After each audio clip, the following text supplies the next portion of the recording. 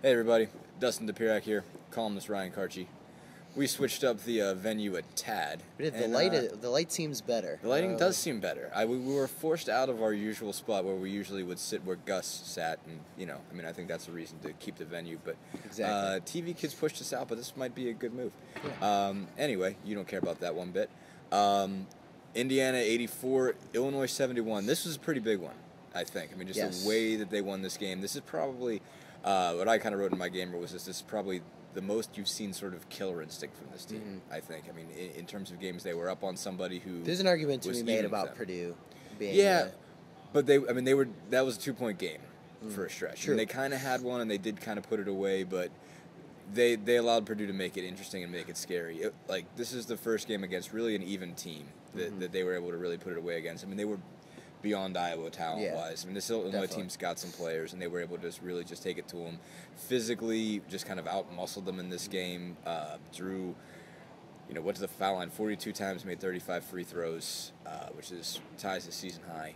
I mean, Cody Zeller and Victor Oladipo together, they were 22 of 26. Yeah. That's almost double what the entirety of Illinois' team had in the entire game. I mean, Illinois was that 12 the for difference. 15. They had Illinois committed almost twice as many fouls, 30 to 16. Did being at home help? Sure it did, but Indiana really took advantage of situations, probably better than they have all season. Really attacked the glass, and not only that, attacked guys who had foul trouble. I mean, they really went after Myers Leonard, especially once he picked up his fourth, and just said, "Okay, you got one of two choices: either let me score or foul me. What do you want to do?" It really seemed like they played to every player's strength. I mean, Yeah. I've been saying for a while that in order to get Christian Wofford going from the perimeter, you have to feed it into him inside. And I mean, he showed that. I mean, I think his first 6 points or something were inside. Yeah. Then he comes out and hits a big three that really put Indiana up. And I think the same thing can be said for Victor Oladipo. I mean, he was taking some bad shots to start the game, but those shots kind of driving to the lane ended up becoming fouls, and he ended up shooting 10 of 12. And Cody Zeller, same sort of thing. I mean, he only made 5 shots, but when he got to the line 14 times, Yeah, it was almost perfect. It doesn't even matter at that point. So when and for that matter, Jordy Hulse. I mean, Jordy Hulse hit a couple big threes, and then he's getting good at. It's not that he was never good at the mid range before, but he's becoming really good at just creating just enough space and hitting shots that just don't even make any sense. He's on the run, he's moving, he's turning, squaring himself while he's in the air and hitting shots and hitting big ones. He looks more like a point guard. I mean, than he has in the past, for sure. Yeah.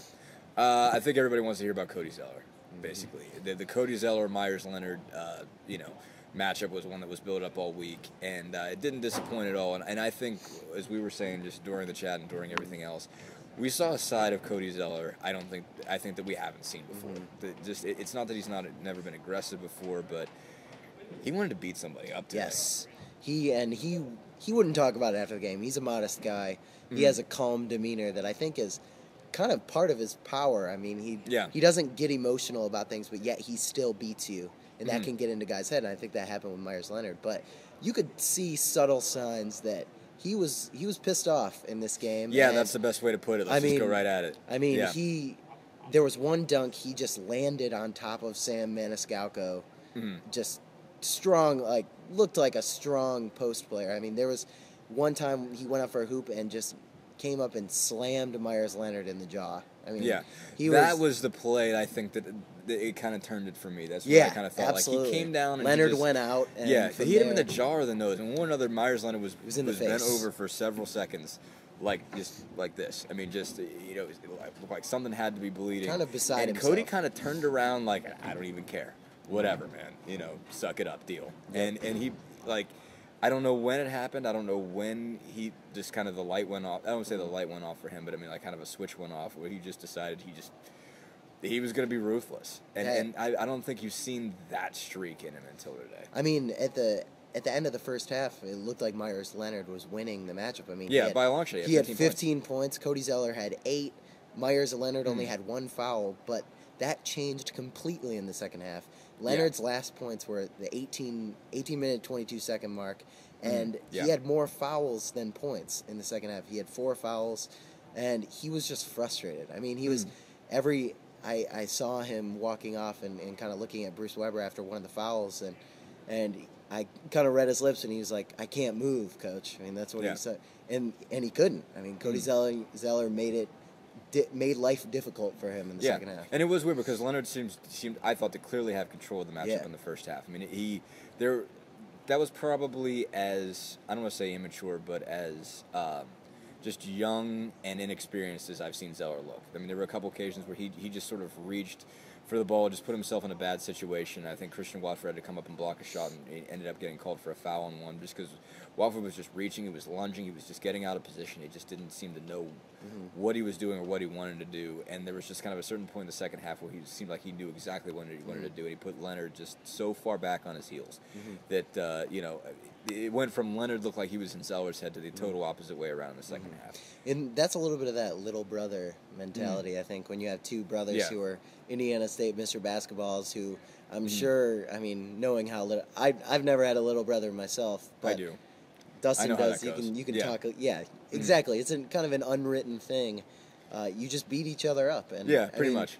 But also, Big Brother does not lose to Little Brother. No, under no circumstances. If it requires cheating, you cheat. It doesn't matter. But yeah, no, you could see, and that was, it was Tom Crean brought that up as well, and you brought that up as well. Like, you could imagine that this is what it looks like when Cody plays Tyler. You know what I mean? Like, he was kind of throwing elbows a little bit. He was just playing a hair dirty, and just unnerving Leonard, just getting into him in ways that just drove him freaking crazy.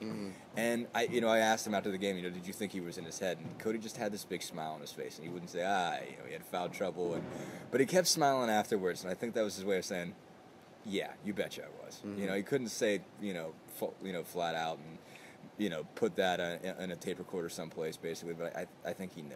I think he definitely knew. He's not a soundbite, really, but he has that quiet sort of demeanor, and you can see the same thing, like I said, on the court. He's where sly. He's just kind of, I mean, if it was me playing and I'm getting upset and frustrated, you see a guy that calm and collected. He didn't show any of it. It's going to make you even more.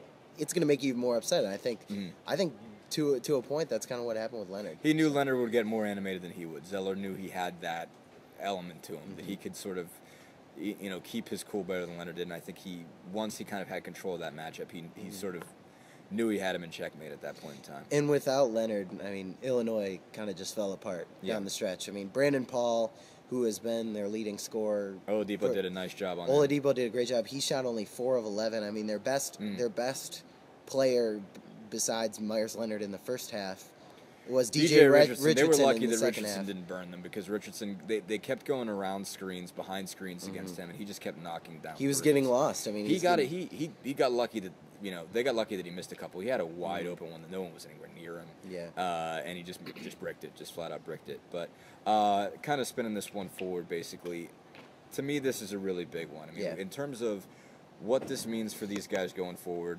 we're talking tournament aspirations now at this point. How big do you think this game is? I think this game, just as far as establishing the rest of the season, is huge. I mean, most of your games are at home. Most of your games are going to be in this atmosphere, and they're against teams that aren't as talented as Illinois, with the exception of Michigan State. Yeah. Which will be an instant classic at this point, is what it's kind of building up to be. But you see a more confident team. I mean, Coach Crean was pretty open about saying this team is better now than it was when it started 12-0. And I would agree. I mean, this is a team we saw. They're not just getting lucky out there. I mean, there were times where they got lucky in those stretches, and here, I mean, they just beat a good team. And there was no luck involved. It was just purely playing better than the other team on the court. Yeah. And I think that's kind of what they did at Purdue, and the biggest thing was just to continue that momentum, to not be, again, it's not luck, it's not just we're hitting shots or we're catching fire or just somehow everything is just working harmoniously, where they're out-gritting people, they're out, working people, they're defending just well enough. I mean, they didn't defend great, Illinois shot 50%. But they were able to just really build on Purdue in a way that they absolutely needed to, because they knew coming in, and Tom Crean said it before the game, that Illinois was going to play desperate. They were going to play as desperate in this game as Indiana did against Purdue, because Illinois really needs to make something happen, because if not, Bruce Weber's, it's a tough deal for him if they don't win a couple games. If that's not a tournament team, might have an issue. they knew they were going to get an Illinois team that was going to bring it, and they just kind of outlasted them. They were put their foot on a team's throat, and it does put themselves in a position now. It's Northwestern, then it's Iowa, then I think it's Minnesota. I think it's Michigan State, and then it's Minnesota, and then it's Purdue, or somewhere. I think it's Minnesota, Michigan State, but either way, somewhere in that way. Not that tough this of a allows schedule. them. This is the first time they've won 2 in a row since the beginning of January, when they beat Ohio State, Michigan, and Penn State in a row. This is the first time they've won consecutive games. This allows them to finally, they've got some time off. I think you'd rather not have that if you're them, but it allows them to kind of catch some momentum. And I think they're in now. I don't know if they maybe they need to win one more to put it away, and then after that you're talking about seeding. I think. I mean, like, you don't know that. I mean, 19 is hard to get in, but with the wins they have, they're very, very high quality wins. RPI is great. They'd have to completely collapse down the stretch. We're looking at an NCAA tournament team. We've been saying it for a long time, but it's becoming realer and realer at this point. Anyway, thanks, guys.